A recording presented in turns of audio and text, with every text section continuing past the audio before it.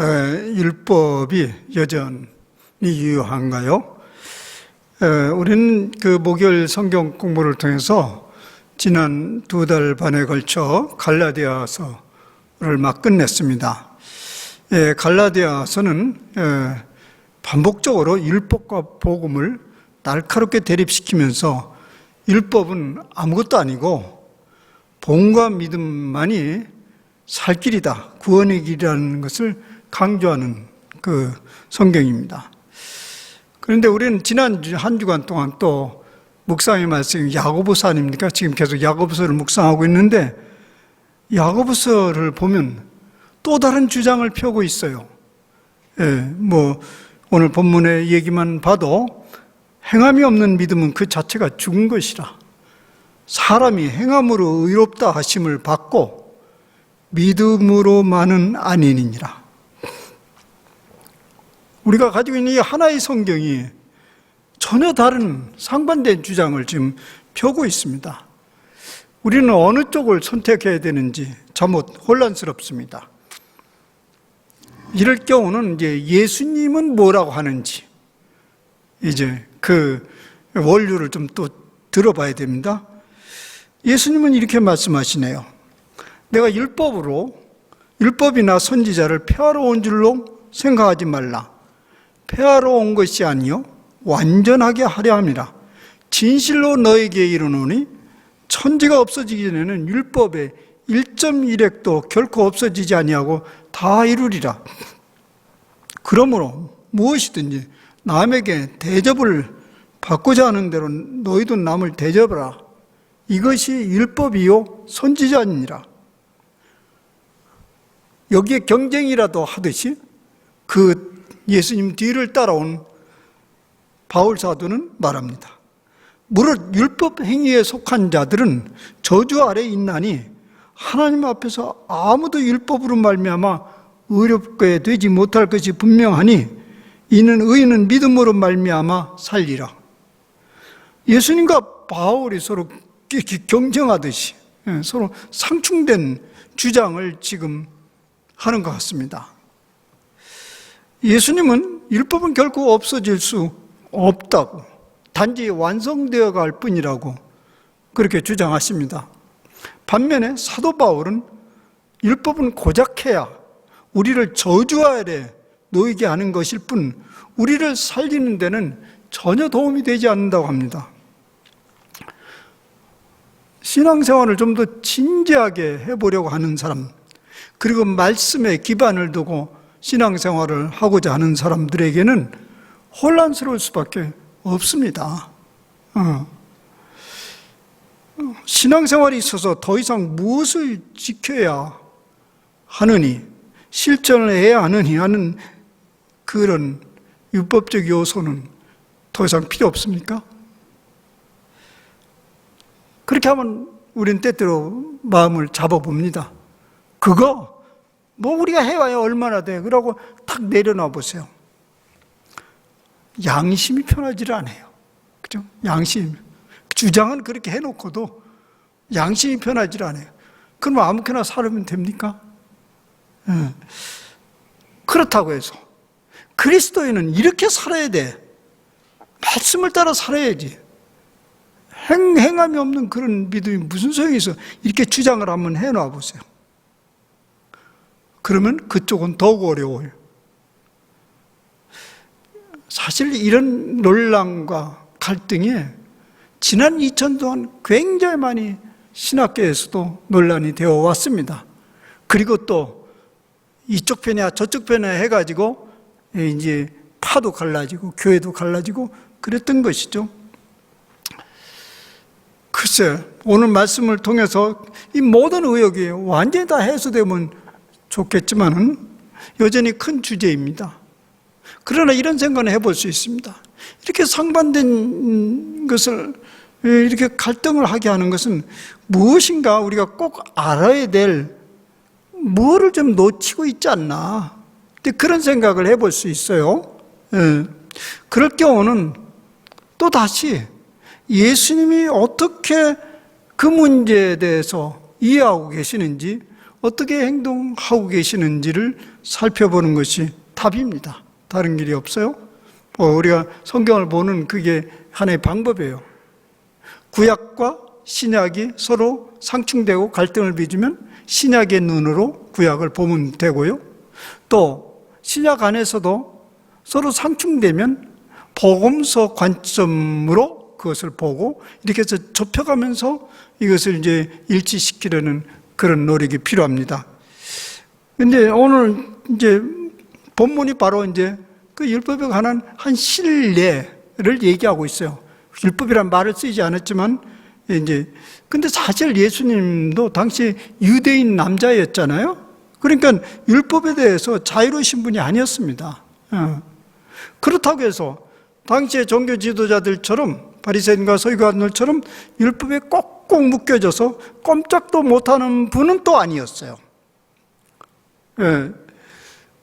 아니 그건 그만두고 당신 자신이 마치 율법의 주인인 것처럼 행세하시면서 나는 율법을 완성하는 사람이다 이렇게 주장을 했습니다. 당시 입장에서 들어보세요. 황당하고 당혹스러운 얘기죠. 오늘 마감 그렇다고 해서 막 예수님이 마음대로 행동하시지는 않았어요. 율법의 틀에 따라서 대부분 살아가셨습니다. 오늘 마가복음 본문에도 보면 그 율법의 틀 안에서 지금 움직이고 있는 것을 보게 됩니다. 그러나 율법 그 유대인들과의 관점은 좀 달랐어요. 다른 관점을 가지고 있었어요. 오늘 이제 본문에는 이제 사람들이 등장합니다. 그냥 불특정한 사람들이 있었다 하는데 뭐 일반 사람들이겠죠. 거기에 해당의 사람들이 있었는데 그런데 이 사람들은 일반 사람들이긴 하지만 적어도 바리새인들과 서기관들의 가르침에 동의하고 또 추종하는 사람들이었을 것입니다. 그래서 이 사람들은 지금 거기에서 예수님을 감시하는 역할을 하는 것처럼 본문은 묘사하고 있습니다. 예수님도 다른 유대인들 것처럼 안식일을 지키려고 회당에 가셨습니다.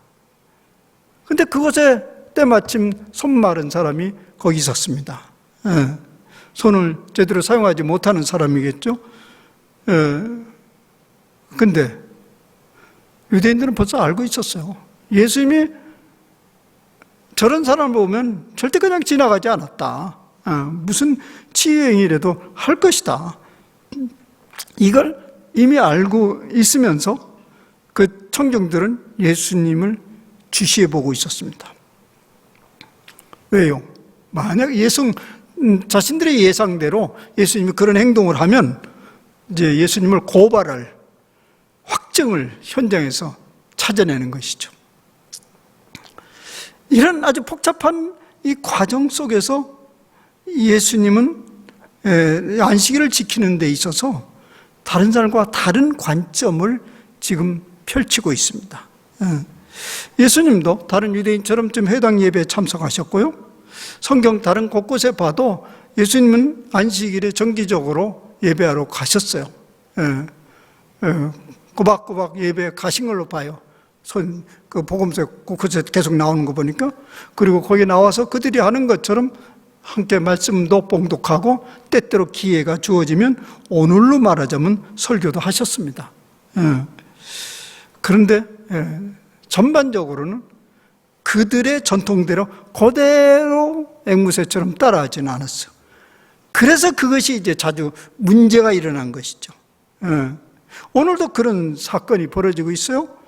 예수님이 어딜 가시든지 예수님을 이렇게 요주인물로 관찰하고 감시하는 사람이 뻔히 있다는 것을 아시면서도요, 왜 예수님은 의도적으로 자꾸 사람들을 자극하시는지 모르겠어요. 보란 듯이 말입니다.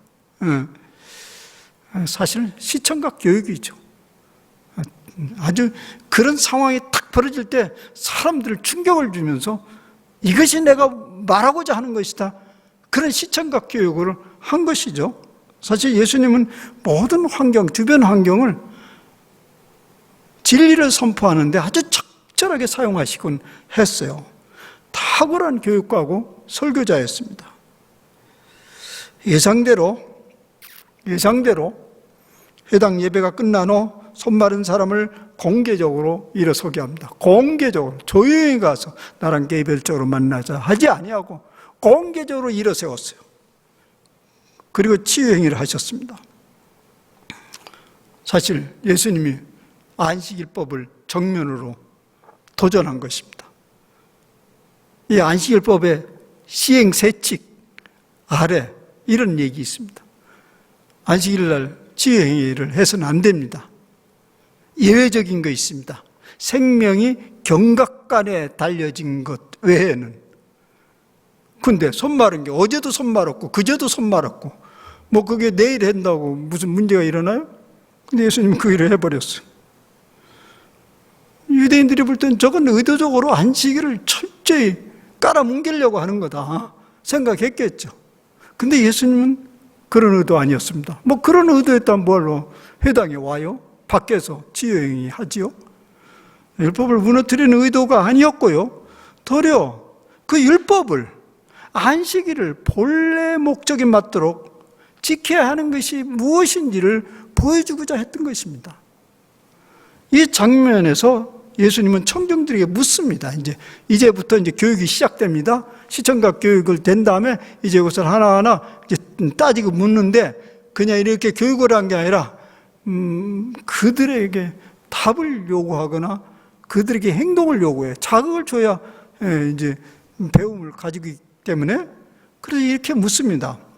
안식일에 여러분들 안식일에 선을 행하는 것과 악을 행하는 것, 생명을 구하는 것과 생명을 죽이는 것 어떤 것이 더 옳습니까? 너무 지나쳐요. 지금 예배를 드리러 온 사람들에게 악을 행하는 게 옳으냐 선을 행하러 오느냐, 살리는 게 옳으냐 죽이는 것이 옳으냐, 그 좀 그렇잖아요, 그죠? 제가 오늘 여러분들에게 이렇게 질문했어요. 지금 딱 예배 드리러 왔어요. 여러분 주일에 선을 행하는 것이 맞습니까? 악을 행하는 것이 맞습니까? 생명을 구하는 것이 맞습니까? 죽이는 것이 맞습니까? 그러면 이런 소리를 들으면 맞다, 틀리다 이런 얘기를 하지 않고 많은 사람들은 이렇게 알아들었을 것입니다. 당신이 지금 우리에게 이렇게 말하는구만.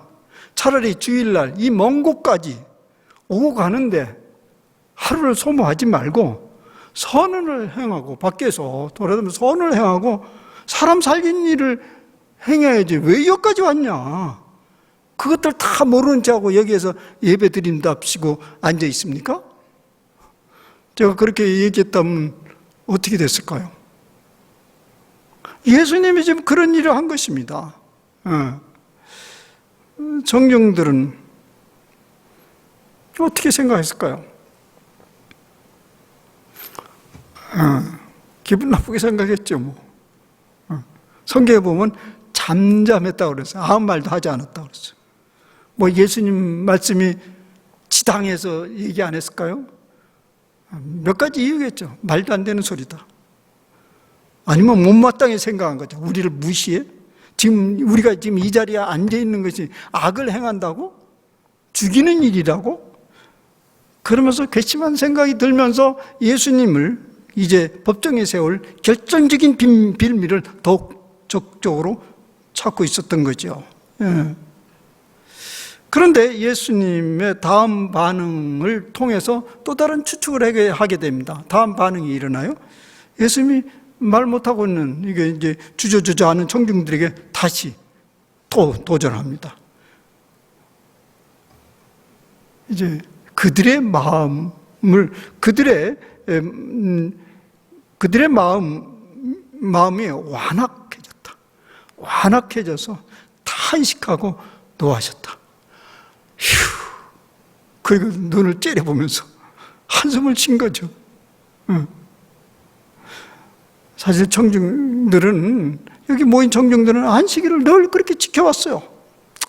이렇게 지키는 게 안식이지. 그런 고정된 사고방식에 꽉 물들어 있었습니다. 그리고 그들 마음속에 정말 안식일을 잘 지키는 게 무엇인가 그런 생각이 없지 않았을지라도 이제까지 이렇게 해왔는데 바꿀 의향 없어요. 바꾸면 혼란스러워요. 자신의 신념이 또 무너지면 그걸 또 추스리기도 어려워요. 그래서 이런 태도를 취했겠죠. 무슨 소리든지 해봐라. 그러나 우리는 우리 방식대로 판단하고 행동할 것이다. 그런 생각을 예수님이 꿰뚫어 보시고 참 마음이 완악하다. 그리고 탄식하셨어요. 그러니 이런 안식일은, 이렇게 율법을 지키는 것은 이것은 악이다. 생명을 죽이는 것이지 이건 도무지 살리는 것이 아니다라는 그런 말을 그런 환경 속에서 하게 된 거죠. 그런 청중들에게 예수님은 보란 듯이 고쳐주면서 사람들에게 그 행위를 드러내셨습니다. 그 사람에게 이르시되 내 손을 내밀라 하시니 내밀매 그 손이 회복되었더라. 얼마나 극적인 일입니까? 그 청중들의 일부는 공개적인 것은 아니었을지라도 마음속으로 박수를 쳤을 것입니다. 그러나 그곳에 바리새인들이 있었습니다. 그들은 결정적인 빌미를 거기서 잡아냈죠. 이런 행동을 알고 있는 예수님이 안식일에 생명을 구하는 것과 죽이는 것이 어느 것이 옳으냐? 사실 그걸 말이 안 되는 게 아니라 말이 되는 일이죠. 당신이 지금 안식일 날 선한 일에 늘 두고 박수를 보내고 동의하기는커녕 또 다른 문제를 일으킬 거리를 찾고 있으니 이것이 사람을 살리는 거냐 죽이는 것이냐 이렇게 말할 수 있는 거죠. 이것이 선이냐 악이냐 그렇게 말할 수 있는 거죠. 사실 예수님은 그 바리새인과 서기관들이 가르치고 있는 율법을 무조건적으로 악으로 규정하지는 않으셨습니다. 오히려 부분적으로 바리새인과 서기관들의 율법을 지키는 그 행위에 대해서 부분적으로 칭찬을 보냈습니다. 예를 들면 이런 것입니다. 너의 의의가 서기관과 바리새인들보다 더 낫지 못하면 결코 천국에 들어가지 못하리라. 이 말씀에 하면 서기관과 바리새인이 따르던 율법적 의의를 예수님이 인정하신 것입니다. 그럼에도 불구하고 그건 불완전하니까 그것보다는 더 나아야 된다. 이런 얘기란 그것보다 더 나아야 된다. 이것이 예수님이 가르치고자 하는 핵심 메시지입니다. 율법을 폐하는 것이 아니고 그 지키는 법에 있어서 그들보다는 나아야 된다. 그러니까 여기서 이제 우리는 그걸 알아내야 되죠. 그들보다 낫다는 것이 뭐냐? 이것도 복음서에 그들과의 논란 가운데서 나옵니다. 한 율법사가 예수님께 나왔잖아요. 이 계명이 여러 계명이 있는데 그 중에서 큰 계명이 뭐냐고, 으뜸 가는 계명이 뭐냐고 이제 그렇게 물은 사건이 있지 않습니까? 여러분 잘 아시는 대로 첫째는 온 마음을 다하여 하나님을 사랑하는 것이요. 둘째는 내 이웃을 내 자신같이 사랑하라. 이 말은 이런 것입니까? 율법이 쭉 613가지가 있는데 이 중에 첫째와 둘째는 이것이다. 그 다음에 셋째, 넷째, 다섯째 이렇게 질서를 지은 것일까요? 그런 건 아니죠. 이 말은 율법의 기초가 무엇인가를 얘기하고자 한 것이죠. 율법의 기초는 다른 게 아니라 내 이웃을 내 자신과 같이 사랑하라는 말입니다. 근데 이 말씀은 예수님의 고유한 주장은 아닙니다. 이미 이 말씀은 그대로 레위기서에 나온 말씀이죠. 원수를 갚지 말며 동포를 원망하지 말며 내 이웃을 사랑하기를 내 자신같이 사랑하라. 나는 여호와니라. 레위기서 19장 18절 말씀 아닙니까? 우리가 잘 아는 대로 이 레위기서가 뭡니까? 내에서 읽으려면 정말 괴롭고 힘들죠. 뭐는 이렇게 해야 된다, 뭐는 그러니까 율법을 지키는데 굉장히 세부적인 세칙을 쫙 제시하잖아요. 거기에 이런 세칙도 있어. 여러분 2로 당했냐? 그럼 2로 갚아줘라. 뜯어라. 눈으로 당했냐? 눈을 째려버려서 눈으로 갚아라. 이는 이로, 눈은 눈으로라는 그런 계명까지 있는데 여기에다가 뭘 붙였냐면 원수를 갖지 말고 내 이웃을 내 자신같이 사랑하라. 이거 충돌이 일어나지 않습니까? 그래서 우리는 한번 물어봅니다. 이는 이로, 눈은 눈으로와 내 이웃을 내 자신같이 사랑하라는 그 법 중에 무엇이 상위적인 법일까요? 상위법은 하위법을 지배하죠. 이 세상에 도무지 사랑할 수 없는 일이 있을지 모르겠는데요. 도무지 사랑할 수가 없어요. 이건 도저히 사랑할 수 없어요.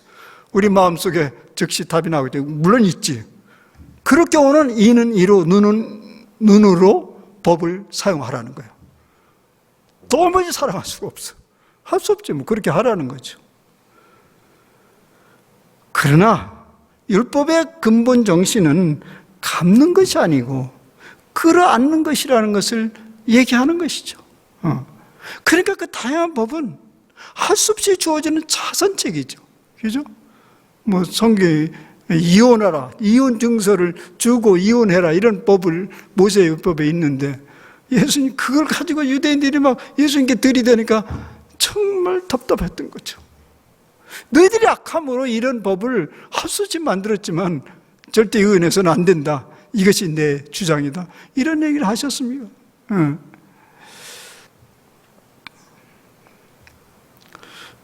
유대인들이 율법을 잘 지키는 데 있어서 실패한 이유가 있습니다. 우리가 잘 아는 대로 율법은 유대인들에게 언제 주어졌죠? 하나님이 그들을 약속의 백성으로 이미 받아들인 후에 주어진 것입니다. 나는 너희의 하나님이고 너희는 나의 백성이다. 나는 이 약속을 결코 어기지 않으리라. 이 후에 율법이 백성들에게 주어졌어요. 따라서 이 율법은, 이 하나님 말씀은 하나님 백성 되기 위한 자격 조건이 아닙니다. 하나님의 사랑받는 백성들을 특별히 대우해 주는 의미에서 주신 선물입니다. 이스라엘 백성들은 그런 특권적 지위를 잘 사용은 했지만은 그것이 하나님의 지극한 사랑이 담긴 선물이라는 자각은 없었던 것이죠. 그러다 보니 어떻게 되냐면 그들의 특권적 지위조차도 흔들 되는 것입니다. 이건 원리입니다. 원리요. 특권에 따른 다른 무엇이 한 짝이 되지 않으면 반드시 그건 흔들거립니다. 여러분 경주에 가보면 아주 긴 세월 부자 아시죠? 경주 최씨라는 긴 세월. 저 가봤더니 아주 100칸짜리 집 여전히 있고 300년을 부자로 살았대요. 왜요? 어떻게 그렇게 됐냐면 우리가 잘 아는 서양 격언 알죠? 노블레스 어블리주. 귀족의 권위는 귀족의 지위는 특권이지만 동시에 의무를 지닌다. 이런 얘기죠. 이스라엘 백성들은 이방 사람들에 대해서 특권적 선민의식은 주장했지만 선민이 되는 길, 하나님의 사랑을, 모든 사람이 열려진 하나님의 사랑에 대해서는 전하지 못했어요. 우리 그냥 이런 상상을 해보네요. 그들이 이런 사명을 자각하고 그 율법에 대한 그 기본적 정신을 자각했더라면 이 고대 사회가 얼마나 달라졌을까 한번 상상을 해보네요. 고대 주변 나라들에게 그 하나님의 율법을 전했더라면 그 열강들의 정치, 문화, 종교, 사회 전반이 영향을 받았겠죠. 그러면 역사는 달리 돌아갔겠죠. 종종 이방 왕들이, 성경에 보면 이방 왕들이 이스라엘 백성들이 섬기는 하나님을 찬양하고 그의 지혜 이름을 칭송하는 장면이 곳곳에 나오죠. 절의 기회인데 그것을 그들은 사용하지 않았어요. 대표적인 예가 솔로몬과 에티오피아 스바 여왕이 만났잖아요. 그 솔로몬의 명성을 듣고 찾아왔어요. 그래서 와가지고 스바 여왕이 갖가지 의문이 있는 걸 막 쏟아놨어요. 근데 성경에 보니까 솔로몬이 그 모든 질문을 지혜롭게 잘 답을 했다고 해요.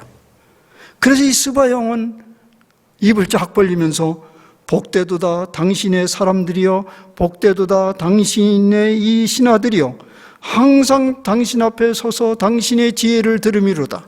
당신 하나님 여호와를 송축할지로다. 여호와께서 당신을 기뻐하사 이스라엘 왕 위에 올리셨고 여호와께서 영원히 이스라엘을 사랑하심으로 당신을 세워 왕으로 삼아 정의와 공의를 행하게 하셨도다. 솔로몬이 이 소리를 들었어요.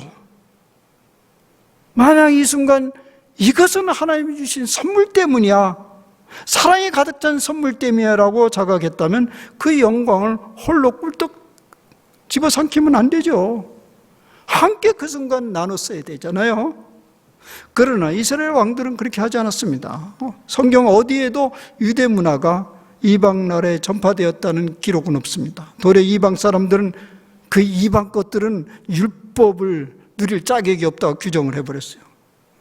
그런 율법을 진정한 사람의 길, 참된 사람의 길로 생각하지 않고 자기들에게만 은밀하게 준 비밀 문서로 생각했던 것 같아요. 율법은, 하나님의 말씀은 무슨 비밀 문서가 아니에요. 뭐 나중에 뭐 세상에 어떻게 그런 비밀 문서가 아니고요. 인간을 잘 살게 하는 보편적인 진리의 길입니다. 그런 율법 정신을 받지 못하고 율법 조문만 매달린 것입니다. 여러분, 정신이 빠진 법 조문은 어떻게 되는지 잔인합니다. 잔인해요. 정신이 빠진 법 조문은 잔인합니다. 그래서 독재자들은 그렇게 법을 만들어 가잖아요. 그래서 사도 바울은 바로 율법이 그런 것이었어요. 당시의 율법이 정신이 빠진 법조만 남았기 때문에 사도 바울이 율법은 사람을 살리는 것이 아니라 죽이는 것이라고 규정을 내버렸습니다. 율법은 다름 아닌 인간의 길, 참된 삶의 길을 전해주고자 하는 것입니다. 그것이 무슨 궁극적인 구원을 이룬다, 그런 거 아닙니다. 뭐 그걸 다 이루면 천국을 가느니 안 가느니, 다 이뤘다 해도 그것이 천국 가는 조건이 아니고, 물론 안 이뤘다고 해도 지옥 가는 조건도 아니고, 그저 우리를 잘 살도록 하는 그런 등불의 역할이 바로 율법인 거죠. 예수님의 견해도 안식일은 사람을 살리는 데 있다고 얘기했습니다. 사람이 안식일을 위해 있었냐, 안식일이 사람을 위해 있었냐 하면서 그 제대로 알아차리라고 얘기하지 않았습니까? 율법은 인생길을 보다 안전하게, 보다 풍요롭게 누리도록 하기 위한 하나님의 사랑의 선물입니다. 그렇게 율법을 이해하고 그렇게 받아들이려면 또 하나 전제 조건이 있어요. 그게 뭐냐면, 근본적으로 하나님이 세상을 얼마나 사랑하시고 또 사랑하시기 때문에 이 세상의 역사 운행은 사랑 가득한 목표가 있음을 깨달아야 됩니다. 늘 이 목표는 제가 반복적으로 얘기했어요. 완전한 창조 세계를 읽어가면서 하나님의 나라를 완성시키는 가는 것입니다. 그 과정 속에 율법이 주어진 것이죠. 그렇게 율법을 하나님의 사랑의 선물이라고 이렇게 믿는다면 우리가 하나님 말씀을, 율법을 잘 지키지 못한다고 해서 두려워할 일이 아니죠. 큰일 날 일이죠. 그저 아쉬워할 일이죠. 죄송스러울 일이죠. 뭐 죄송스러울지 않아도 괜찮아요. 아쉬운 일이죠. 왜냐하면 내가 잘했으면 내 인생길이 훨씬 더 풍요롭고 바른 길을 걸어갈 텐데 말입니다. 따라서 율법은 절대 버릴 것이 아니고 완성해야 될 것이죠. 이런 의미입니다. 그래, 누가 그렇게 할 수 있어요? 누가 완성할 수 있어요? 그래서 예수님이 오신 거죠. 예수님이 오셔서 내가 율법을 완성케 하려고 하신다는 얘기입니다. 그러니 우리 같은 믿음의 사람들, 말씀을 가지고 살아가는 사람들은 믿음에 합당하게 삶에 살고자 하는 것은 우리에게 주어진 특권이고 자연스러운 일이라는 얘기입니다. 그러므로 오늘도 율법은 유효합니다. 여전히 유효합니다. 율법은 모세오경의 조문이 아니고 사랑 가득한 하나님의 주신 선물이요, 또 우리에게 잘 살도록 하는 행동 강령이라 할 수 있습니다. 이런 의미에서 야고보서에 행함이 없는 믿음은 죽은 말씀이라는 말은 틀린 말은 아닙니다. 사람은 믿는 바에 따라서 행동하는 존재잖아요. 믿는 바에 따라서 움직이죠. 그런데 믿기만 하고 상응하는 행함이 없다면 그 믿음이 의심스러운 거예요. 믿음이 부족한 것이 아니고요. 믿음에 따라서 움직이게 됐는데 그 상응하는 행동이 없으니 그 믿음이 의심을 가질 수밖에 없는 거죠. 그런 의미에서 믿음이 그의 행함과 함께 일하고 행함으로 믿음이 온전하게 되었느니라는 말씀을 한 거죠. 믿는 바가 건강하면 그의 상응한 행함이 자연스럽게 나와야 한다는 것이 야고보서의 입장입니다. 예를 들면 우리가 진실로 하나님을 믿습니다. 믿어요. 또 하나님이 나를 믿어주는 걸 내가 믿어요. 그러면 우리도 형제 자매들을 믿어주고 신뢰할 수 있죠. 이런 얘기를 하는 거예요. 하나님의 마음 깊이 사랑합니다. 하나님이 날 사랑하는 것도 내가 믿어요. 그러면 이웃을 향해서도 사랑의 마음이 열려질 수밖에 없다는 얘기죠. 우리의 믿음이 구원을 약속해요. 영원한 생명을 약속해요. 그게 확신이 있어요. 그렇다면 다른 사람들의 생명도 소중하게 여겨지고요. 또 전도하지 못하는 안타까움이 있어. 물론 전도하지 해도 듣지 않는 사람들에 대한 안타까움을 가질 수밖에 없는 거죠. 또 하나님이 우리에게 복을 주셔서 먹고 마심에 부족함이 잘 살고 있어요. 그렇다면 하나님 복을 주셔서 그렇게 잘 산다면 이웃의 먹고 마심에 대해서도 관심을 가지지 않을 수가 없다는 말입니다. 이러한 것이 바로 우리가 지켜야 될 율법이요 믿음의 행위입니다. 누가 이것을 그 복음과 배치된다고 그렇게 주장할 수 있겠습니까? 예수님이 한 예로 안식일을 꼽은 것도 율법의 보편적인 정신을 전해주고자 함이죠. 왜 안식일을 지켜야 됩니까? 왜 여기 지금 와야 됩니까? 와야 되기 때문에 온 사람 혹이 있을지 몰라요. 그 마음 이렇게 두려워서 아니면 늘 같은 길이니까 가는 거지. 이럴 수도 있어요. 근데 예수님은 그런 태도는 못마땅하게 생각하죠.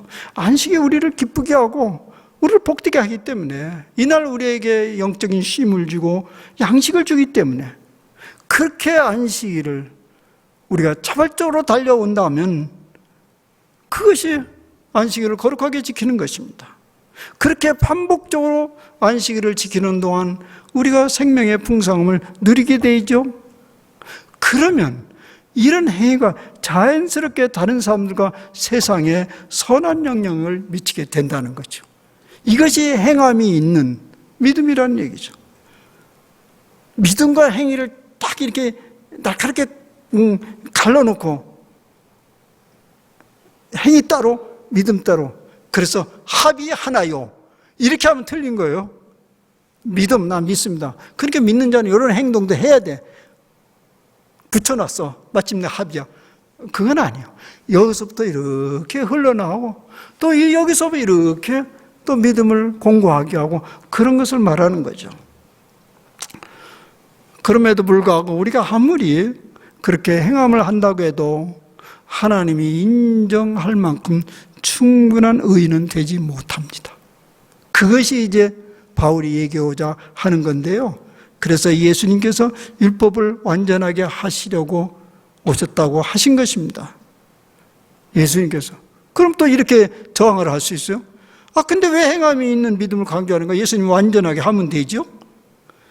그것은 예수 그리스도의 은혜가 이제 행위로 완성되어야 하기 때문이 아닙니다. 예수가 은혜를 줬으니까 우리도 행위로 응답해야 그 은혜가 완성된다. 그런 얘기는 절대 아니에요. 은혜로 충분합니다. 단지 우리에게 믿음을 주셨으니 그렇게 살려고 한다면, 그렇게 말씀 따라 살려고 한다면 우리가 예수님과 함께 길을 걷는 것이 됩니다. 그리고 그 예수님과 더불어서 불완전한 율법이 완성되어져 가는 것입니다. 그것은 특권이죠. 의무는 절대 아니죠. 사랑하는 여러분, 여전히 말씀은, 율법은 우리에게 지켜야 되고 그것은 유효합니다. 왜냐하면 우리 주 예수님을 믿고 의지하는 사람들에게 율법은 더 이상 짐이 아니고 내 인생길의 등이요 하나님의 선물이 되기 때문입니다. 그러니 말씀을 온전히 따라 살지 못하는 것에 대해서, 우리가 말씀을 온전히 따라 살지 못하는 것에 대해서 두려워할 일이 아니고요, 그 순간 우리 주 예수 그리스도를 더욱 의지하는 기회로 삼는 것입니다. 그러면 그 말씀이 우리를 억압하지 않고 한 걸음씩 한 걸음씩 우리를 바른 길로 인도하고 참된 인생길로 인도하는 것입니다. 그때 우리는 신앙의 즐거움과 보람을 맛보는 것이죠. 사랑하는 여러분, 우리는 지금까지 얘기하는 이런 그 신앙의 기본 정신에 든든하게 뿌리를 내려면서 자각적이고 활력 있는 신앙인으로 살아가시기를 바랍니다. 기도합시다. 주님, 감사합니다. 율법을 주심을 감사합니다. 말씀을 주심을 감사합니다. 그것 없이 우리가 갈 방향이 어딘지 알 수 있겠습니까? 잘 사는 길이 무엇인지 어떻게 알겠습니까? 주님, 이것은 하나님이 우리를 이토록 사랑하셔서 주신 하나님의 사랑이 가득 담긴 선물입니다. 주님, 그 정신을 우리가 날마다 되새기면서 말씀에 붙들려 사는 저희들이 되게 하옵소서. 그래서 마침내 말씀과 내가 하나 되고 또 내가 우리 주님과 하나 됨으로 인해서 주께서 그렇게 바라던 율법의 완성을 이루어가는 우리의 신앙의 여정이 되게 하여 주시옵소서. 예수님의 이름으로 감사하며 기도하옵나이다. 아멘.